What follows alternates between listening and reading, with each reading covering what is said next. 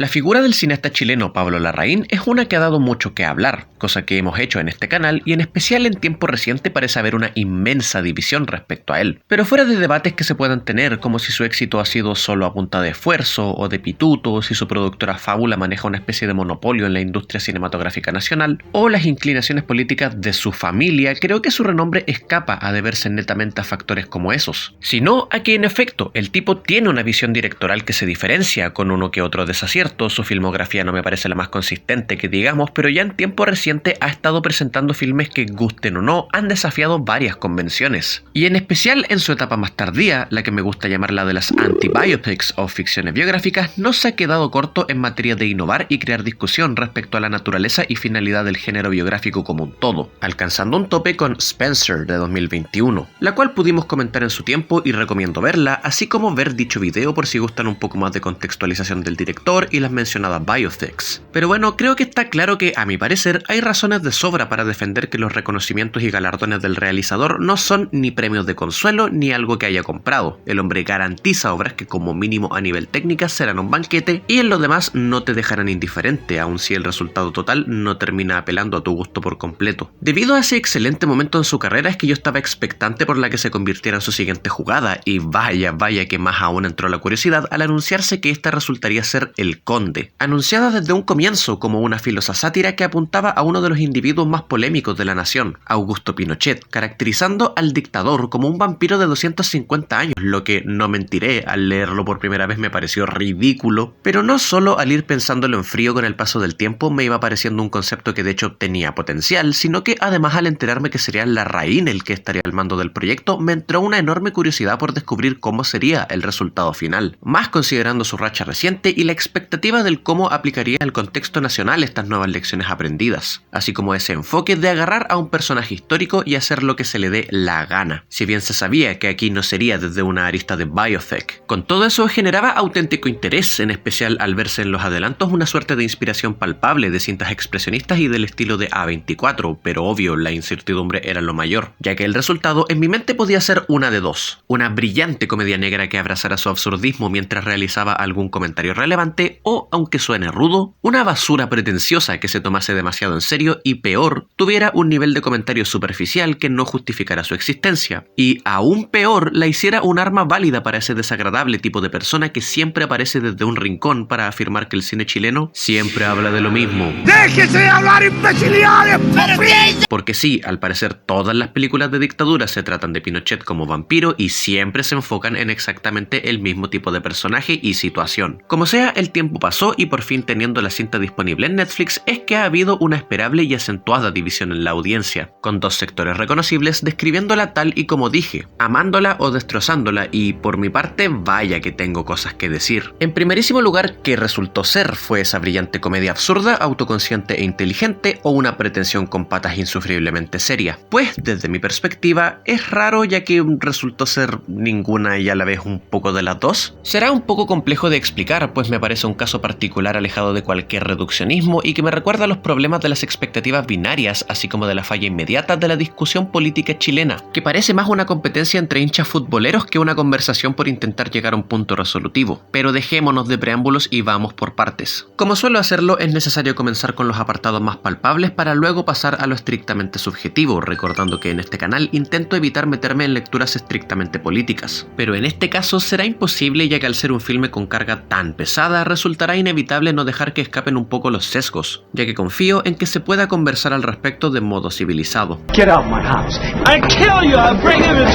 Por último, ya como ha pasado el tiempo desde su salida y tenía tantas cosas para decir, me pareció necesario ahondar un poco más en el filme para poder desahogar todo lo que tengo para decir, por lo que pueden esperar uno que otro spoiler mayor si es que aún no la ven y todavía les interesa ir sabiendo lo menos posible. Así que eso, tienen mi advertencia. Lo primordial con lo que podemos partir es que considero que esta obra, si bien está lejos de ser perfecta, tiene los méritos suficientes como para evitar decir que es una mala película como tal, y gran parte de las críticas más negativas que he tenido la oportunidad de ver, así como oír, nacen justamente de terrenos excesivamente subjetivos, provenientes de personas con una suerte de bronca personal contra Larraín o su familia, y por ende destruirán cualquier obra que ose lanzar, cayendo en meros ataques al individuo, o de personas que citan conflictos ligados a su postura política, crítica. Hay muchas otras críticas negativas que sí se centran en la obra como tal y que por ende me parecen mucho más válidas y hasta comparto, pero ya llegaremos a eso. Lo más obvio a destacar sería lo ligado a los aspectos técnicos, que aquí no tengo miedo en afirmar que están 10 de 10. Se nota que se está usando a disposición todas las técnicas y recursos aprendidos a lo largo de las últimas películas del director, y de hecho hay varias cosillas que me parecen casi un guiño directo a Spencer, desde el traer a actores de esa misma película como Stella Garnett, quien hacía de la reina, hasta repetir ciertas escenas de modo casi calcado, como aquella donde vemos el proceso de cocina de banquetes en una habitación personal, aunque con ciertos contrastes que me gustan mucho, en especial ese que se da entre la gran elegancia del cómo está todo filmado en Spencer y su menú gourmet, en oposición a los platos que vemos aquí, que creo igual está puesto en pantalla como uno de esos pequeños comentarios críticos a la familia Pinochet, que aquí se autopercibe como sofisticada y superior, pero no es más que una imitación barata de la realeza, que también a su escala se percibe como sofisticada, pero no es más que una perpetuación de costumbres arbitrarias, que por alguna razón en 2023 siguen siendo consideradas por mucha gente como, muy entre comillas, un medidor válido y objetivo de clase y elegancia. Estas se adaptan entonces por quienes creen en esta idea de clase y elegancia e intentan imitarlo, pero con bebidas de cola barata, como diríamos en Chile, una versión fruna de la realeza. Por otro lado, la música no resulta como algo revolucionario o de lo más destacable, pero funciona en contexto y es utilizada con efectividad para diversos propósitos, comenzando con las composiciones clásicas tomadas prestadas de autores reconocidos que complementan con precisión y me imagino buscan representar, como ya mencioné, el contraste entre la autopercepción y la realidad de estos personajes, que de nuevo se ven a sí mismos como personas elevadas desde esa primera secuencia con la marcha de Strauss, con Pinochet considerándose casi que un héroe de guerra, pero cimentando visualmente el contraste con su decadente hogar. Tenemos igual las composiciones originales que crean distintas atmósferas, desde las secuencias más pausadas en que se busca crear suspenso o acentuar la frialdad del ambiente, hasta otras más climáticas o con acción ocurriendo en pantalla. Estas pueden resultar más genéricas, pero insisto, cumplen su cometido, en especial en acentuar el efecto emocional de ciertas secuencias. También de admirar es la ambientación, aun si se puede argumentar que no es un apartado tan complejo de realizar, es de hecho bien minimalista, en especial al considerar que la película transcurre en una cantidad pequeña de escenarios, pero como sea, cada uno nos succiona y presenta detallitos que reflejan dedicación en darles vida, o mejor dicho, en acentuar la falta de esta en desoladores parajes, recuerdos entre medio de tumbas en medio de una isla desierta, abandonada y aislada. Obviamente en esto ayuda la cinematografía a cargo de Edward Lachman, que es inmaculada. Cualquier persona que intente vender la idea de que hicieron trampa porque está en blanco y negro y con eso cualquier cosa se ve entre comillas más artística es o que francamente está siendo deshonesta o con todo respeto no sabe de lo que está hablando, ya que no solo hay montones de ejemplos de películas filmadas en blanco y negro que se ven mal y sirven para desmentir eso, sino que además bien debería saberse que no es llegar y aplicar un simple filtro o algo así, es todo un proceso de volver a aprender a filmar prácticamente. Se requiere una iluminación diferente y todo un proceso distinto para garantizar esas visuales tan vívidas. En este sentido, no tengo miedo en afirmar que esta ha de ser por lejos la producción nacional mejor lograda a nivel netamente visual, en que muchos de estos planos por sí solos son casi que cuadros u otras secuencias hasta hipnóticas en su realización, en especial algunas de vuelo que logran lucir bastante prácticas. Si eres alguien con inclinación a apreciar estos apartados en el cine, esta es una que te valdrá el visionado tan solo por esto. Sumando todos estos apartados es que obtenemos lo que son unos primeros 20 minutos magistrales, con una gran instalación de escenario, un ambiente envolvente, andanzas satíricas que sí dan en el clavo, y contextualizándonos de modo bien creativo, llevándonos muchos años en el pasado y con algunas secuencias que a mi parecer sí pueden resultar entre grotescas, con una violencia gráfica muy bien realizada, otras también graciosas con efectividad para mi gusto, ya sea por lo mordaz de lo dicho, He chose a woman even more perverse and unscrupulous than him, and looked like a pimp in the hide of a banana republic mafioso, o por detallitos varios que me causaron bastante gracia.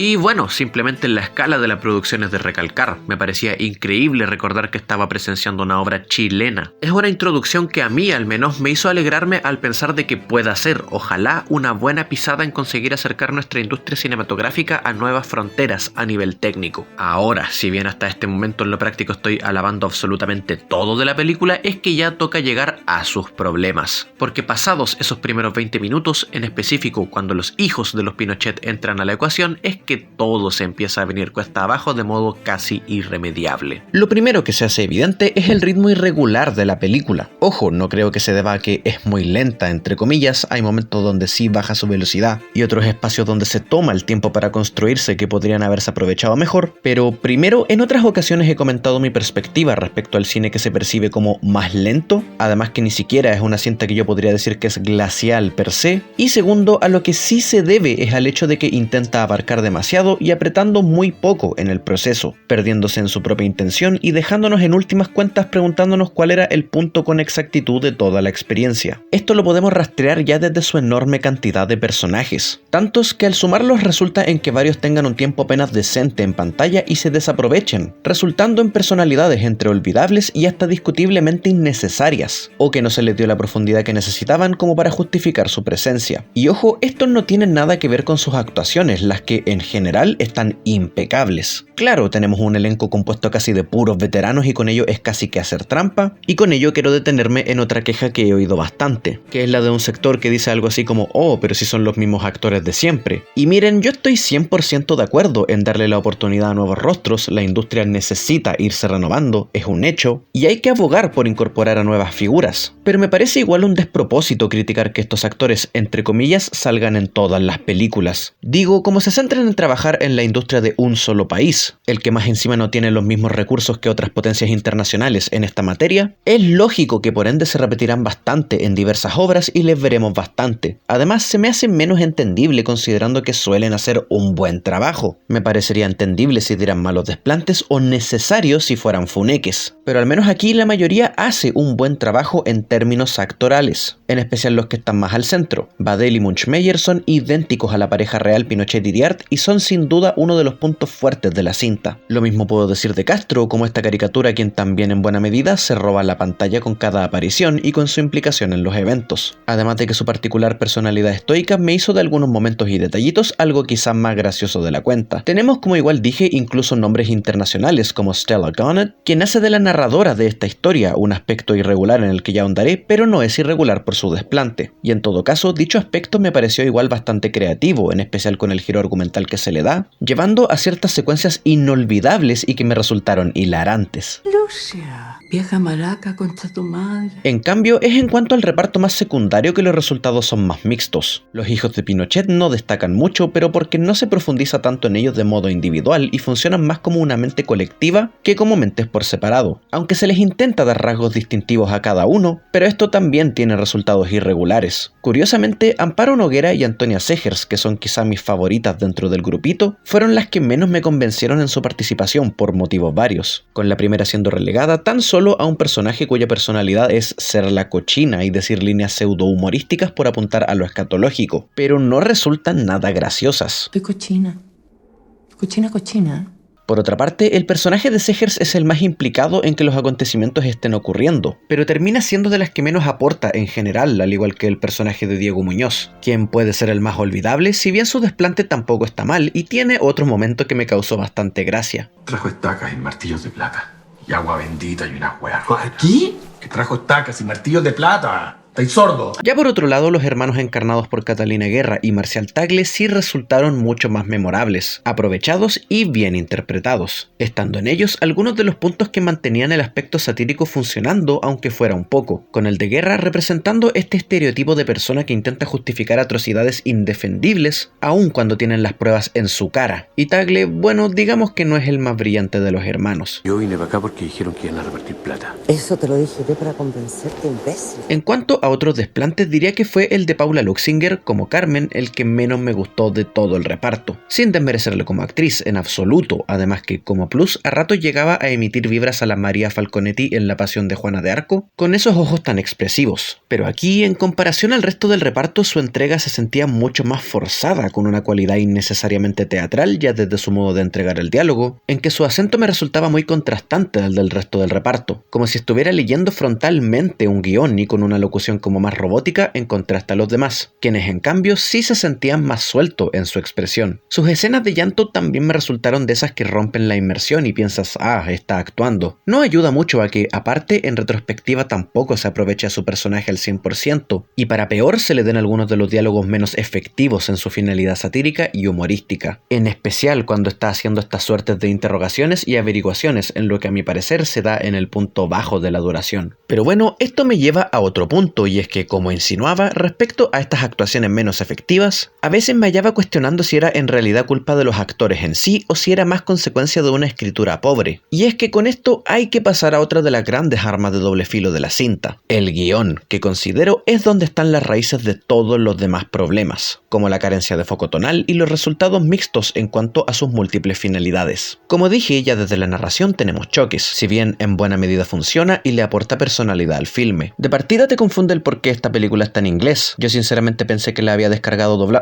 que la estaba viendo con un doblaje, pero no. Es una elección estética que se confirma cuando vemos que también hay diálogos en francés, y hasta que por fin aparece el español. Toda esta parafernalia me tenía primero dudoso y me hacía preocuparme de inmediato si justamente tendríamos algo tomen un shot de tequila cada vez que diga la siguiente palabra en un video pretencioso. Pero lo cierto es que, en especial considerando que se da ese giro donde la narradora entra a la historia, es que su incorporación me parece propositiva e indispensable. Ahora, el tema es que también hay instancias donde este recurso se usa más como un comodín de salida que como algo que aporte a dichas secuencias, en que se nota que no encontraron una mejor forma de expresar ciertas ideas e intenciones sin la necesidad de que alguien tuviera que explicarlo directamente. Y esto sucede mucho durante el acto más pesado del filme, cuando Pinochet sale a devorar gente y por alguna razón es sustancial explicar lo que está pasando, por ejemplo que ya no tiene la misma vitalidad que en su juventud o demás cosas. Pero lo peor es que estas se entienden bien sin que se tengan que decir, o incluso son detalles tan insignificantes que nos hacen preguntarnos por qué la cinta gasta tiempo en esto en vez de desarrollar otras cosas. Estaba todo bien dejándolo a la inferencia, pero mucho más fallido me parece el aspecto humorístico en general, y miren, lo digo como alguien que, al parecer en una minoría y quizás siendo algo generoso, sí le pareció que hubo una buena cantidad de momentos que causan gracia, incluso considerando algunos de humor más vulgar y burdo, aunque en este caso son los menos. Pero aún con esto último en mente, para hacer una cinta que se vende de modo abierto como una comedia, las risas son pocas a gran escala. Desde mi perspectiva, el humor mejor logrado resultaba en las secuencias donde mezclaban la finalidad de risa con la satírica, como en esa escena que comparten Iriar y Pinochet, donde vemos su reacción cuando le preguntan si robó o no, o aquí donde Pinochet dice que en su siguiente vida haría desaparecer el Tribunal de la Haya, o esta otra secuencia donde va a la Moneda a ver si le han concedido su propio busto presidencial. Una de mis escenas favoritas de la cinta, pero que en retrospectiva y en contexto se siente casi como un momento arbitrario. Hay igual secuencias que tienen todo el potencial de ser memes de internet.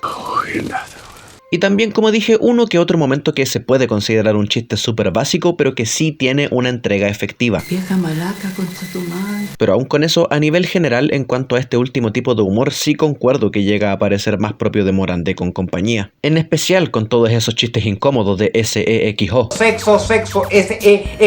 Que jamás llegarán a envejecer porque nacieron viejos. No digo que este tipo de humor en específico sea malo por inherencia, pero créanme que estos chistes en específicos entre la entrega y su contenido resultaban más incómodos que cualquier cosa, casi como un humor de colegio. Por eso le anda lamiendo el ano a los perritos ovejeros. Esto además empeoró con otras secuencias que, a falta de mejores palabras, venían de un terreno autocomplaciente, que resultaba más presuntuoso que otra cosa, como cuando Carmencita les dice algunas de sus intenciones de forma directa a los personajes, y es como que a ellos ni les importara, o por alguna razón aún así ni le entienden. Y claro, entiendo que es un intento de decir que son tan idiotas que ni aunque les digan directamente que los quieren arruinar se van a dar cuenta, pero la entrega de esto no da en el clavo, uno porque se siente incongruente con el tono, y dos porque por otro lado resultan en una incómoda vibra de miren lo inteligente que soy. Soy intelectual, muy inteligente. Innecesariamente queriendo resultar como humor sofisticado al inclinarse en estos recursos meta, pero con un resultado que se siente más proveniente de un terreno con aires de superioridad, cosa que a nivel netamente personal me desagrada en cualquier medio y jamás me parece una actitud positiva. Enfatizo, jamás. Y es debido a momentos como estos que puedo entender cuando se hace la crítica de que la película aparenta ser más profunda de lo que es. Y ojo que, incluso defendiendo que tiene efectivos momentos satíricos, en esos momentos soy consciente de lo transparente, evidente simple y hasta básico de sus metáforas y mensajes, lo que no es algo de por sí malo, en especial considerando que las sátiras muchas veces se caracterizan por su falta de sutileza, pero sí es algo malo cuando se hacen todos los esfuerzos por pretender que es más profunda de lo que es. Y aquí, con momentos como este último, llego hasta a imaginar que en efecto detrás de cámaras estaban seguros de haber hecho una obra súper sofisticada en el cómo se expresa. Ya fuera de eso, debo volver al hecho de lo poco que me reí para hacer una comedia, pero eso también me hace regresar a su confusión tonal en general, lo que conduce a que viéndola en varias secuencias te termines preguntando, ¿se supone que esta sección debería ser chistosa, más contemplativa, más terrorífica, más literal, más simbólica? Esto último se hace en especial notable durante los actos intermedios, volviéndose demasiado literal en el proceso y desvaneciéndose todo el rico subtexto que podría haberse construido o aplicándolo en momentos donde no tiene sentido hacerlo. Una buena porción de la película pone en contraposición a Pinochet saliendo a devorar gente para recuperar su juventud, mientras el personaje de Luxinger interroga a sus hijos, creando un montaje que no tiene ningún tipo de cohesión entre todo lo que está sucediendo. Solo vemos acciones y diálogos súper literales ocurriendo sin ningún tipo de subtexto y a una velocidad considerable. Momentos como ese me hacen cuestionar que se diga que es una película lenta, pero justamente, aun cuando están pasando varias cosas en pantalla, en el fondo no está pasando nada importante. Podría argumentarse que sí, que la secuencia es una elaborada representación del cómo Pinochet se alimentó por años de su nación, representado en cómo se los come de modo literal, y en consecuencia sus descendientes igual lo están haciendo, intentando negar los horrores de la dictadura e intentando lucrar con ello. Pero quizá es darle muchos méritos a la secuencia, que está más centrada en seguir mencionando esos sucesos literales sin agregar algo a lo ya dicho. Todo esto me lleva además a que no ayuda en nada el exceso de subtramas que parecen apuntar a fines diferentes, pero solo complejizando el proceso de intentar entender cuál es el punto. Por un lado, trata de ejecutar de modo lineal su alto concepto de vampiros, pero poco o nada hace para darle un giro nuevo a este tipo de historias. Como dije muy al principio, tenemos una efectiva secuencia de violencia bien gráfica que nos promete un baño de sangre, pero no queda más que en una promesa sin cumplir. También intenta crear una suerte de narrativa con choques y dinámicas de poder dentro de una familia a la Succession, pero cuando esta apenas está agarrando vuelo, concluye y de la forma más blanda posible. Por otra parte, igual trata de hacer esta crítica a la iglesia con el personaje de Luxinger, pero ya pasado cierto punto en el filme, el personaje deja de tener personalidad alguna, pasa a tercer plano y termina cumpliendo funciones muy básicas. Además de que por arte de magia pareciera perder todo ese ingenio con que se le construyó, solo porque el guión lo necesita. Tan solo ahí mencioné 3 subtramas que no se desarrollan por completo y dejan ese sentir de incompletitud, y podría seguir contando. Pensándolo así, sin duda la experiencia hubiera sido mucho mejor de sacar algunos elementos de la mezcla para enfocarse en otros, abarcar menos y apretar más. Por ejemplo, sin problemas se podría haber prescindido del personaje de Luxinger y haber hecho más centrales a los hijos, enfocarse en las dinámicas con estos personajes y que quizá tuvieran choques con Fyodor o algo por el estilo, como parece en un comienzo que va a suceder. En fin, profundizar en su complicidad y vínculos familiares, sacar la sátira de esos terrenos, donde yacen momentos memorables y donde había gran potencial de acentuar el filo del comentario mediante las acciones aborrecibles que cometieron e hicieron vista ciega. Pero esto no ocurre. Y miren, no estoy diciendo que la película es deficiente porque no resultó ser lo que yo esperaba. Siempre en el canal se enfatiza que no es una buena lógica para comentar cine, sino que acentúo cómo había tantas formas de hacer que el resultado en sí fuera mucho mejor, tan solo removiendo 1 o 2 elementos y enalteciendo lo bueno que ya tenía la película, pero que tristemente se dejó en segundo plano y se desaprovechó. Pero bueno, acercándonos a sintetizar mi opinión general, me apena a decir que a fin de cuentas así termina sintiéndose en la película, como un montón de subtramas que no terminan de cuajar, pero fueron juntadas a la fuerza, y como son demasiadas y va a tomar más tiempo que encajen, cuando ya lo están haciendo la obra está terminando, cerrándose todas entonces de forma apresurada, a veces ni siquiera continuándolas, sino que de lleno desechándolas. A mi parecer eso sí en cierta medida se arregla para el final, y su conclusión es lo que salva al filme de estar en la mediocridad como tal, con una interesante reflexión respecto a la naturaleza cíclica que ha tenido todo esto a nivel histórico en Chile, de cómo el peso de aquellos horrores históricos lamentablemente sigue pesando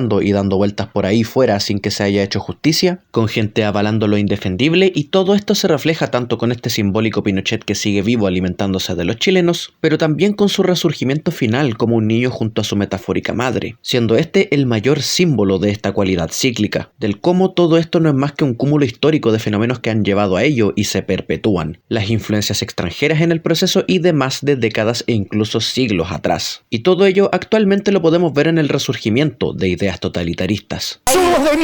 Lástima que esta conclusión podría haber resultado mucho más efectiva y punzante si es que tan solo su cuerpo se hubiera construido mejor. Es por todo lo dicho que creo yo hay tanta confusión respecto a qué quiere lograr exactamente esta película, incluso para sus actores. Y es que pensándolo, ¿cuál es siquiera el género de la cinta? Si a mí me preguntan, su finalidad primordial es la de una comedia de horror satírica, que incluye subtonos, o sea, una presencia más secundaria, de humor negro, drama familiar y obviamente elementos políticos, así como influencias del cine de historia alternativa. Ese donde se presenta nuestra realidad, pero como si algún evento hubiera transcurrido de modo diferente, obviamente acá de modo fantástico. Y considerándola dentro de esos terrenos primarios, es que hay cosas interesantes ocurriendo, pero jamás funcionando al 100, debido a todas las otras finalidades que chocan e intentan tener más presencia, pero ninguna se concreta por completo. De nuevo, los extremos de apertura y cierre de la película son los que más la hace meritoria de ver, con algunos puntos a favor indiscutibles e introduciéndonos a la experiencia de una forma bien enfocada, pero ya pasado un rato se nota que lo que tenían para decir con esta premisa era limitado, o quizá no, pero por querer sacarla a la rápida para los 50 años del golpe, terminaron haciendo algo a la rápida, con lo que el largometraje empieza a dar vueltas en círculos, lanzándonos comentarios fáciles y ataques que tampoco resultan tan intensos en 2023, aunque que yo sepa y recuerde tampoco habíamos tenido alguna otra obra que atacara tan directamente a Pinochet, al menos en materia de insultos y burlas. También se lanzan algunas cifras y datos bien interesantes que puede que mucha gente no supiera, pero aún así queda más un sentir de que no hay nada particularmente contundente en materia de datos más allá de una investigación algo superficial de datos factuales que se podrían encontrar en Google, sin desmerecer esta información, pues debo admitir varios de ellos los desconocía yo y sé que probablemente será el caso para otras personas que la vean, lo que siempre me parecerá mejor compartir, pero tampoco hay algo que en verdad nos haga pensar que para conseguir toda esa información hicieran una investigación exhaustiva tipo Nardwuar. Guns Garcia. ¿Por qué me pregunta eso usted a mí? Pero bueno, queda la tristeza de que todo esto se volvió una oportunidad perdida de ser por lejos una de las mejores producciones nacionales de la historia. A nivel personal, a pesar de tantas falencias, la disfruté, en especial la primera vez. Pero habiéndola revisitado, me he encontrado disfrutándola cada vez menos, con esas heridas argumentales e inconsistencias pesando cada vez más, lo que termina bajándola de lo que en muchos aspectos es magistral a algo simplemente funcional y apreciable. Si equilibramos lo excelente de sus primeros y últimos 20 minutos más lo inconsistente de su centro, es que para mí queda como algo piola, decente, pero incluso como alguien que la disfrutó me cuesta decir que la recomiendo, más aún porque no sabría en ese caso a quién se la podría recomendar. Y ahí cabe mi pregunta final: ¿para quién es este filme exactamente? Es una de mis mayores interrogantes. Para los fans del horror hay pocas vísceras y espantos. Para quienes disfrutan más de la comedia también terminará resultando muy irregular. Para quienes quieren simplemente desconectar el cerebro y divertirse viendo una película, también lo veo difícil, aunque quizá por ahí pueda estar el camino. Pero se nota que igual intenta apuntar a una estética de cinearte no exactamente diseñada para eso, mientras que a la vez no veo que esta apele mucho a quienes se enfoquen más en estas vertientes más entre comillas elevadas. De hecho, gran parte de las críticas que he visto justamente son de este sector, y que la catalogan justamente de pretencioso. En general, puedo imaginar un público aproximado al cual podría apelar una obra determinada, pero aquí me resulta imposible, y creo que es consecuencia de su indecisión y sus problemas. Además de que tampoco tiene algo demasiado relevante que decir, y ni hablar de siquiera imaginar de que pueda apelar a alguien que de por sí piensa que películas que hablan de la dictadura son malas por eso. Bueno, si alguno de los puntos que mencioné durante mi revisión te llamó la atención, échale un ojo y ve qué te parece. Sé que hay gente ahí afuera a la que le gustó muchísimo y me gustaría poder decir que fue mi caso, pero por lo demás me resulta imposible con todos esos factores jugando en contra, quedando entonces como una película que como un todo me parece decente, más cercana a mediocre que sólida, así como ni de por asomo de las mejores de Larraín. Una gran decepción al venir de Spencer, pero sí, en aspectos técnicos podría ser su obra cumbre y, en verdad, no solo de su canon, sino que de cualquier obra nacional que haya tenido la oportunidad de ver. Y eso, como mínimo, es admirable. E insisto, ruego porque al menos en ese sentido marque un buen paso para la industria cinematográfica chilena, y que no se quede como algo accesible solo para unos pocos. Aún siendo gigantesca la posibilidad de que lo que dije sea ingenuo, quiero pensar que es así.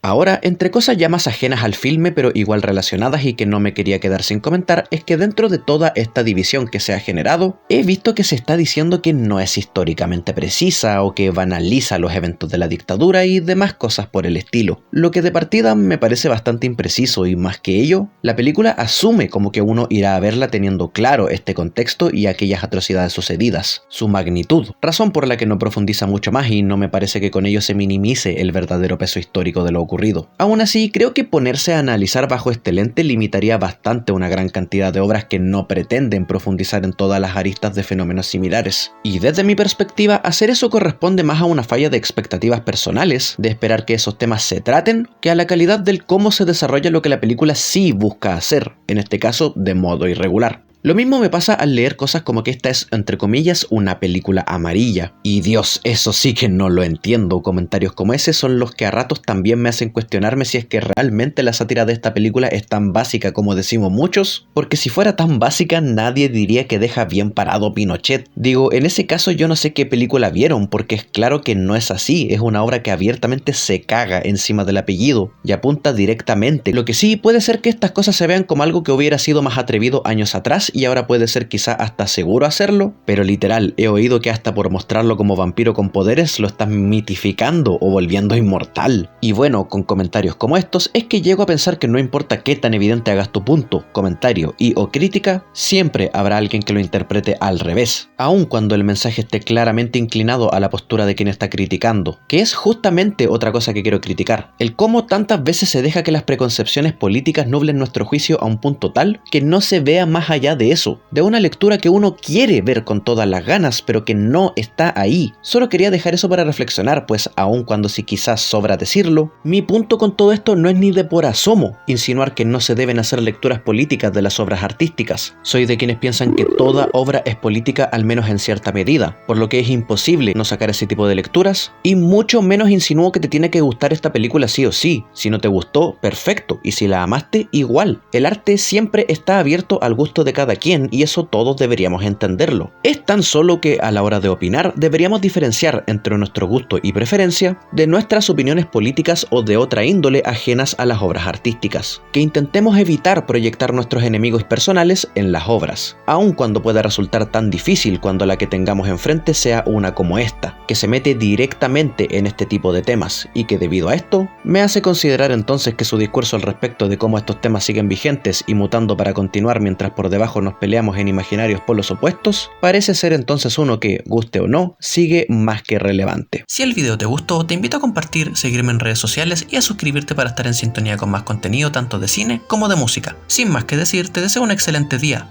tarde, noche o lo que sea y nos vemos en un próximo video.